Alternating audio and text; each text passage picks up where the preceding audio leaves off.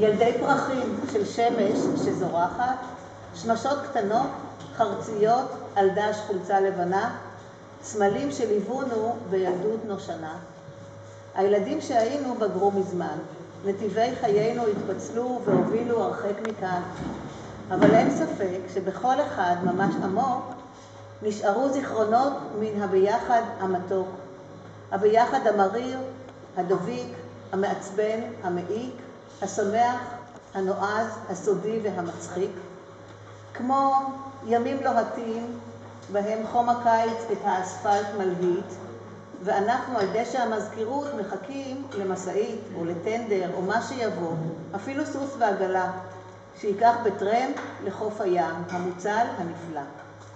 או לילות קיץ, מיטות, כבר הזכירו פה, בכיסוי ברזנט דהוי, מסודרות אחרי בית הילדים בשורה כמו חיילים, ולפני השינה מתארגנים כראוי, מותחים קילות לבנות סביב כל מיטה על ברזלים.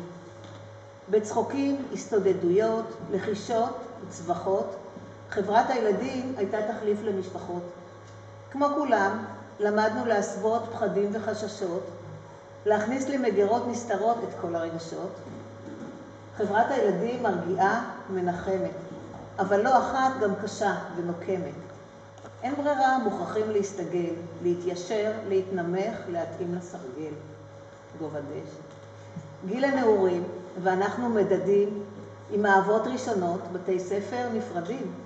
בנים, בנות, מחפשים אמת ופשר, צבא, לימודים, ואין יותר קשר. כן, זו הייתה נקודת הפתיחה. לא רעה, יש לומר, אפילו די מבטיחה. מכאן ואילך כל אחד לבדו את דרכו חשף, עם מטען הגנים האישי וכל מה שעוד אסף. פעם בכמה זמן נחמד להיפגש, לראות מה חדש, להיזכר, להתרגש. אז טוב שלכאן הגענו, להזכיר את העבר באהבה. נקווה שהפעם הבאה כבר תהיה יותר קרובה. וכל הכבוד למיכל, באמת על הארגון והנחישות וההפקה, אנחנו באמת...